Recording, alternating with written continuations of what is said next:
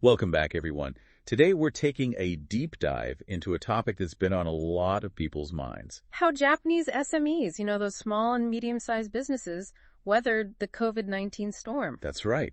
We're going beyond the headlines, looking at what really happened. And pulling insights from all sorts of sources, actually. We've got government reports, Yeah. like that 2024 white paper on SMEs that just came out. Some really in-depth academic studies looking at how different policies played out in the real world. And of course, we can't forget those compelling case studies. Real stories of Japanese businesses adapting and hopefully thriving. Because that's what we're interested in, right? Not just survival, but actual growth. And what's really fascinating, from what I've been reading, is this idea that... Uh-oh, a cliffhanger already. Well, it's not just about the financial aid they got. Oh, okay, so there's more to it than just cash handouts. Much more.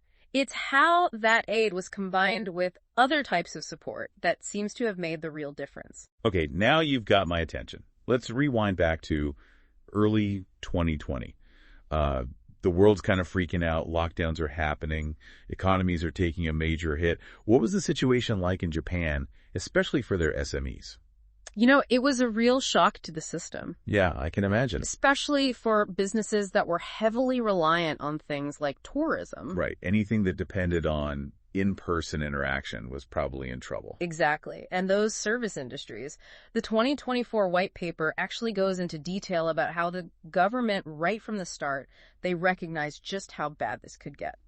Like, they saw the potential for a widespread economic disaster. Especially for those businesses that were already, operating on pretty thin margins. So their response had to be quick and probably pretty broad. It was. They went with a multi-pronged approach focused on immediate relief. Okay, so what did that relief look like? Was it just like handing out cash and hoping for the best?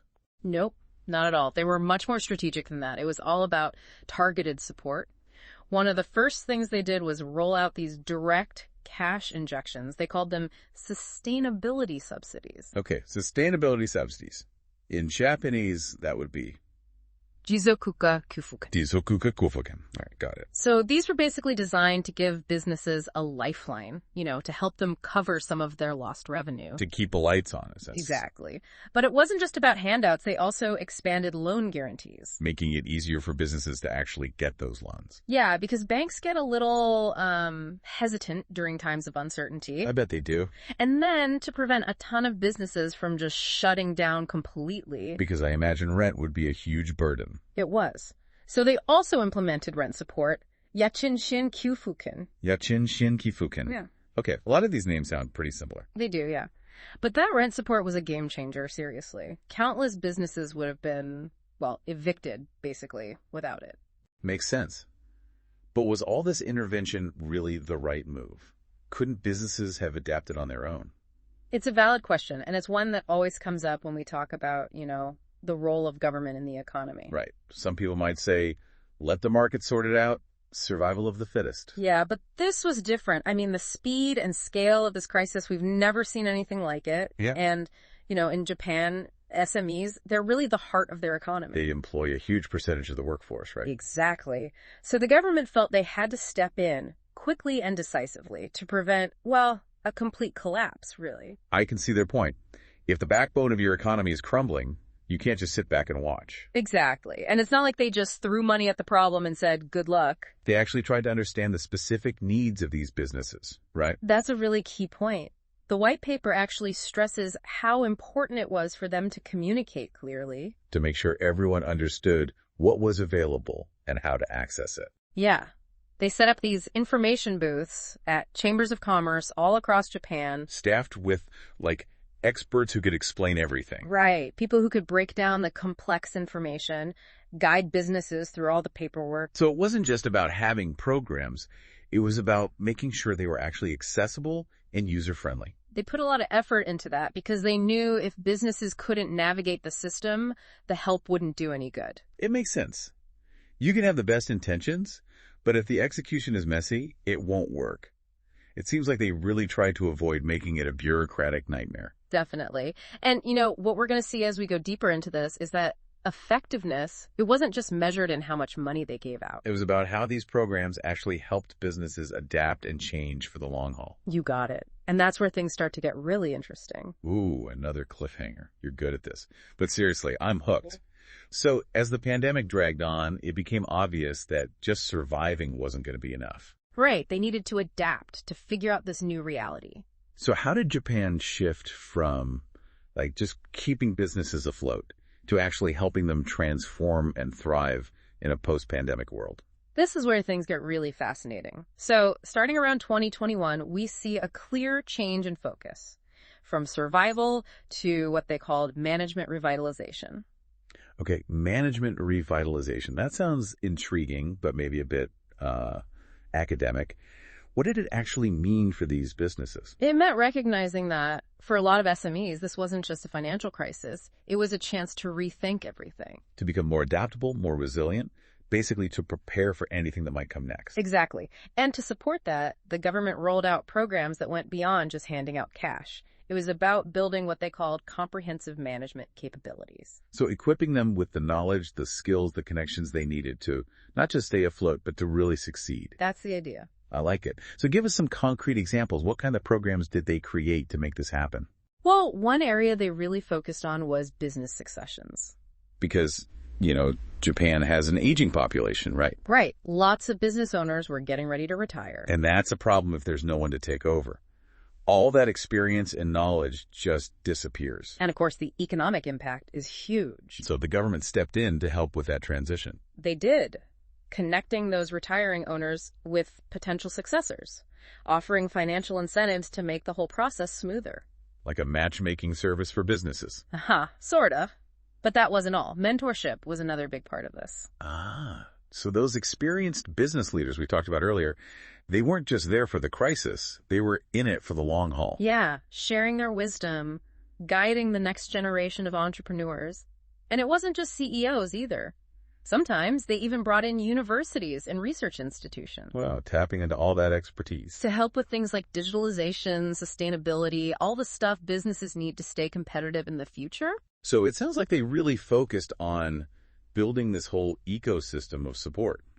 A true community effort. That's a great way to put it. And those efforts, they weren't just a temporary fix. They've become a core part of their long-term economic strategy. They seem to really understand that SMEs are the backbone of their economy. And they're investing in their success for the long run. But, Japan wasn't the only country facing these challenges. Looking at how other nations responded can give us some valuable perspective. That's a great point. The outline specifically mentioned the UK. What did they do? Well, one of their key programs was this furlough scheme they had. It was called the CJRS, which stands for...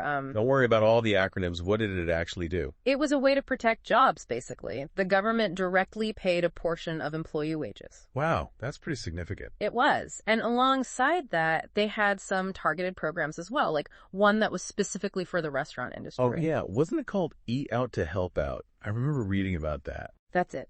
And what's interesting is the research actually shows that these programs, they were pretty effective. In terms of reducing the number of SMEs that went under and preventing job losses. So it looks like direct government intervention was a common thread, both in Japan and in other places facing similar economic turmoil. It was. And that brings us to a really important question. Did it actually work? Did all this effort, all these programs, did they actually make Japanese SMEs stronger in the long run? Or was it just a temporary fix? That's the million-dollar question, and it's one the 2024 white paper tackles head on. Okay, you've definitely piqued our curiosity. But before we get into those long-term impacts, maybe a quick recap of what we've covered so far. Sure. We started by looking at the initial shock of the pandemic and how the Japanese government responded. They took swift action with a multi-pronged approach. Direct financial assistance. To help with immediate needs. Exactly. Easier access to loans. And that rent support was crucial to prevent mass closures. They really tried to cover all the bases. They did. And importantly, they recognized that it wasn't just about keeping businesses afloat. It was about helping them adapt to transform for the long term. And that led to this whole idea of management revitalization, encouraging innovation, digitalization, sustainability. And of course, they put a lot of effort into making those programs accessible and easy to understand. Right, because the best programs in the world don't mean anything if businesses can't actually use them. Exactly. So they set up those information booths, made sure people had access to the guidance they needed. A true community effort. And we saw that similar approaches were used in other countries like the UK with their furlough scheme and the Eat Out to Help Out program. So now the big question is, Did it all pay off? Did these programs achieve their goals? We'll explore that and more when we come back for part 2 of our deep dive. Welcome back to our deep dive into the world of Japanese SMEs. In part 1, we explored the Japanese government's multifaceted approach to supporting these businesses through the COVID-19 crisis. Now, in part 2, let's zoom in on the role of financial institutions. Because it wasn't just about the government stepping in, was it? No, definitely not. Banks and other financial players had to adapt as well, right? Exactly. And it's interesting because we're not just talking about banks simply handing out loans. It was much more nuanced than that. Japanese financial institutions, they really took a holistic approach. They understood that SMEs needed more than just cash to get through this. So they had to become more of a partner than just a lender. I think that's a great way to put it. It was about building relationships, providing guidance, really understanding the challenges these businesses were facing. Okay, so let's talk about the specifics. What did this support actually look like on the ground? Where do we even begin with something this complex? Well, let's start with the overall landscape of SME financing in Japan. Financial institutions, they play a critical role, especially when it comes to things like capital investment. The money businesses need to expand, innovate, and really future-proof themselves. And when we talk about capital investment, we're talking about investments that are key for growth, not just keeping the lights on, right? Right. And while traditional bank loans still make up a significant portion of SME financing in Japan, what's really fascinating is this shift in mindset we're seeing within Japan's financial sector. A shift away from just the traditional lending model. Exactly. There's this growing recognition that simply providing loans isn't enough. SMEs, they need guidance, advice, a genuine partnership with their financial institutions to really thrive. So it's almost like having a financial coach in your corner, someone who understands your business and its specific challenges. That's a great analogy. And one of the tools that really emerged during this period, and it's actually become quite popular, is something called local benchmarking, or rokuben, as it's often called in Japan. I think we touched on this briefly in part 1, but for those who missed it, what exactly is local benchmarking and how did it actually help during the pandemic? So local benchmarking is this really interesting framework. It basically helps businesses assess their strengths and weaknesses in a much more structured and insightful way than traditional methods. So it's more than just looking at a balance sheet and saying, okay, you're in the red or you're in the black. It goes much deeper than that. It involves creating what they call a local benchmarking sheet, which captures both financial and non-financial data. It's about getting a holistic view of how the business actually operates. Interesting. So how did financial institutions actually use these sheets to help SMEs? Was it like a homework assignment? Not quite. It was really about fostering a deeper conversation between the financial institution and the business owner. Instead of just focusing on the numbers, they could use this sheet to really pinpoint areas where the business was excelling. And I imagine it also helped highlight potential risks or areas where they needed to improve. Exactly. It was about having a much more productive dialogue. So instead of the conversation being, can you repay this loan? It became more about how can we work together to make your business stronger, more resilient in the long run. Okay, I like that shift in focus. From just assessing risk to actually providing solutions. Was this local benchmarking just focused on finances? Or did it take a broader perspective? That's one of the things I find so fascinating about this framework. It encourages businesses to consider factors that go beyond just the bottom line. Things like employee satisfaction, customer relationships, even their environmental impact. So it's really about painting a more complete picture of the business and its role in the community. It's not just about profits. Precisely. And what's even more interesting is that this framework isn't static. It's constantly evolving. The latest version even has sections dedicated to incorporating sustainability goals and things like digital transformation. They're really trying to keep it relevant. That's impressive. It sounds like a pretty dynamic tool. Do we have any specific examples of how local benchmarking actually helped Japanese SMEs during this time? Absolutely. One of the case studies that really stood out to me was the story of Wasabi Co., a small food producer that specialized in, wasabi products, as you might imagine. Wasabi. Okay, I'm intrigued. What happened to them? Well, they were facing some serious challenges. Sales were down. They were struggling to adapt to this new post-pandemic world. Yeah, I can imagine a lot of businesses, especially those in the food industry, were hit pretty hard. They were. So the owner of Wasabi Co., she was introduced to this local benchmarking framework by a financial advisor she was working with. And together, they used the sheet to analyze every aspect of her business. What they discovered was fascinating. What did they find? Well, while the company was known for its high-quality wasabi, they realized that they had several untapped assets, things they weren't really leveraging effectively. For example, their method for cultivating wasabi was actually quite unique and sustainable. Okay, so they were doing a lot of things right, but maybe not communicating those strengths effectively to their customers. Exactly. And armed with these new insights from the local benchmarking process, they were able to revamp their entire marketing strategy. They started highlighting their sustainable practices, emphasizing the unique flavor of their wasabi. And it worked. It did. They were able to attract a whole new segment of customers, people who were willing to pay a premium for high-quality, sustainably sourced products. And they even expanded into new product lines based on those insights. That's a great example of turning a challenge into an opportunity. It sounds like this framework gave them a fresh perspective on their own business, helped them see the potential they hadn't even realized they had. Exactly. Now, apart from local benchmarking, the pandemic also really forced financial institutions to rethink their approach to debt restructuring. Because, with so many businesses struggling, demanding immediate repayment just wasn't an option, right? Right. It would have been disastrous. So the Japanese government, in collaboration with financial institutions, implemented a number of measures to help ease that burden. So what did that look like in practice? Did they just forgive all the debts? Not quite. One key initiative involved extending loan repayment periods, giving businesses some breathing room to get back on their feet. Okay, so a bit more flexibility, a recognition that everyone was in this together. Exactly.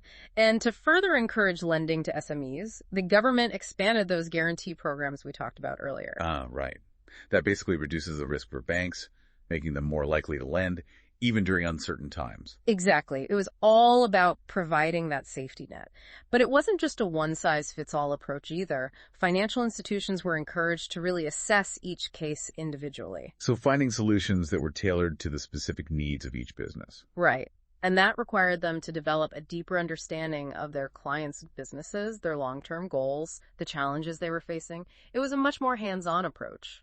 It sounds like this whole process required a lot of trust, both between the government and financial institutions and between those institutions and their clients. Trust was absolutely key. This wasn't about top-down dictates. It was about collaboration, about finding solutions that worked for everyone involved. And I think that's one of the key reasons why Japan's economic recovery has been so robust. By providing that critical safety net for SMEs, they were able to weather the storm and come out stronger on the other side. So to recap part 2, we've seen how Japanese financial institutions went above and beyond traditional lending, really becoming partners for their SME clients. They embraced new frameworks like local benchmarking, worked collaboratively with the government on things like debt restructuring, and provided much-needed support during an incredibly challenging time. And it wasn't just about preventing failures. It was about fostering a climate of innovation and growth, setting the stage for a more resilient, more adaptable economy in the future. It's a pretty remarkable story. But the story doesn't end there. In part 3, we'll explore how this spirit of collaboration extended beyond the financial sector, shaping a broader ecosystem of support for SMEs in Japan. So, stay tuned for the final part of our deep dive. Welcome back for the final part of our deep dive into the world of Japanese SMEs. In parts 1 and 2, we covered the government's quick moves, how they strategically used financial aid, and how financial institutions went above and beyond as true partners. Now, we're going to widen the lens a bit and explore how this whole spirit of collaboration, of supporting SMEs, it went way beyond just the financial world. Right, because we're not just talking about surviving the crisis, it's about coming out the other side even stronger. You got it. And there's this one theme that kept popping up as I was reading through all these reports. Wow! Lay it on me. The Japanese, they have this concept they call kai rikisaiku chiku, which, roughly translates. Okay, hold up. Before you hit us with the academic jargon. Fair enough. Basically, it's all about management revitalization. Okay. That's better. So revitalizing how these businesses are run. Exactly.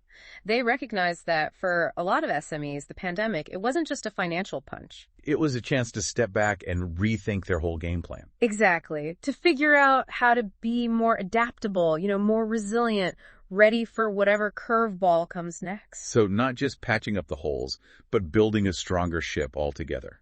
I like that analogy. And to actually make this happen, the government didn't stop at just giving out money. They launched all these programs that were about building comprehensive management capabilities, as they put it.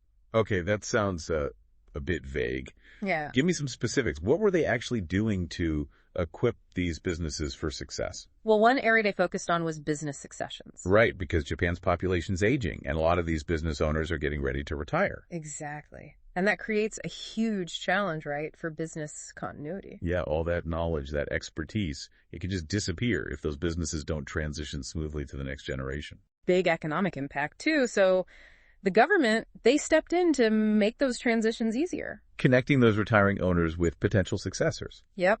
And even offering financial incentives to smooth out the process. Almost like a matchmaking service for businesses, huh? Kinda. But there's more.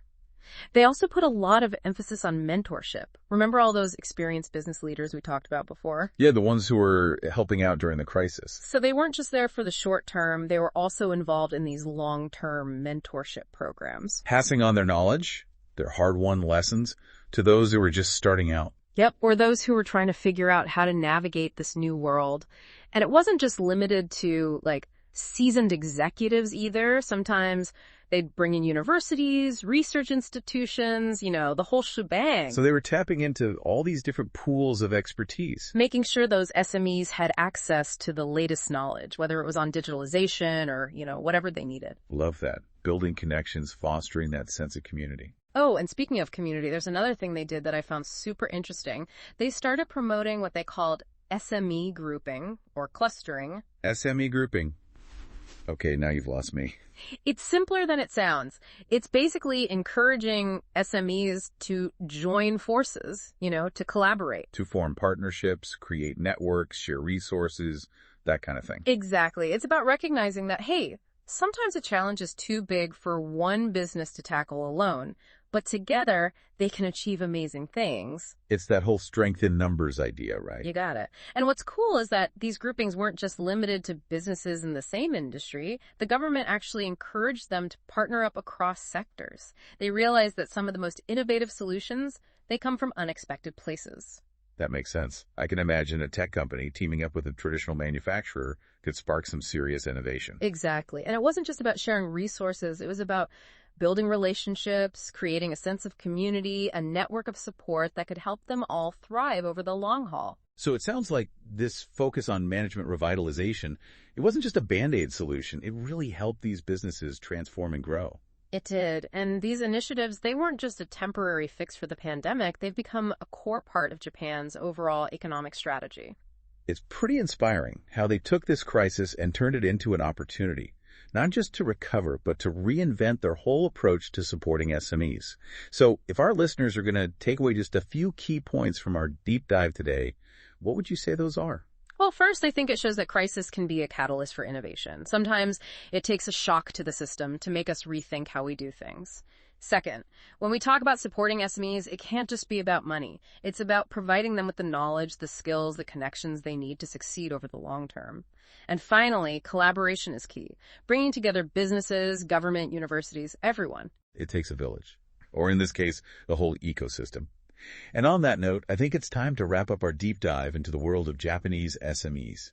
I hope this has given you some food for thought, some inspiration for how we can all better support these vital businesses in our own communities. Absolutely. Until next time, keep exploring, keep learning, and keep diving deep.